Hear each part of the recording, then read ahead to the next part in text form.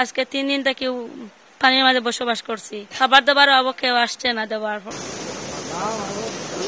টানা বৃষ্টি আর উজানের পাহাড়ে ঢলে কুশিয়ারা নদীর বাঁধ ভেঙে যাওয়ায় দুদিন ধরে ডুবে আছে সিলেটের জকিগঞ্জের নিম্নাঞ্চল।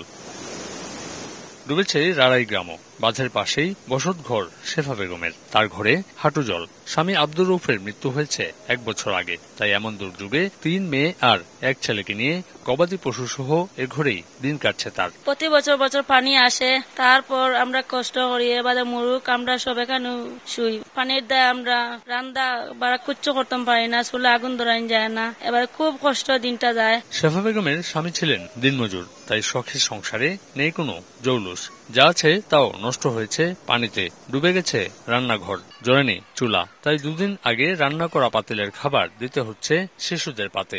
এমন অবস্থায় মেলেনি কোনো সাহায্য সহযোগিতাও। পানির মধ্যে আর তো পারি না, কোনো বা জায়গাও হয় না, খুব অসহায় মানুষ আমরা, কেউ খুঁজে না, খুঁজেও নেয় না।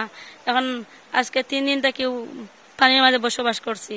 খাবার দাবার কেউ আসছে না দেওয়ার। কুশিয়ারা নদীর রাড়াই অংশ ছাড়াও বাঁধের 3 অংশে ভাঙন দিয়ে এখনো ঢুকছে পানি। জকিগঞ্জ বাজার থেকে পানি নামলেও প্লাবিত গ্রামগুলোর বসতঘরগুলোতে বাড়ছে আতঙ্ক। শেফা বেগমের মতো এমন নিম্নাঞ্চলের বাসিন্দাদের দুর্ভোগ কমতে পারে শুধুমাত্র একটু সরকারি সহযোগিতায়। আমিনুল ইসলাম, সময় সংবাদ, জকিগঞ্জ, সিলেট।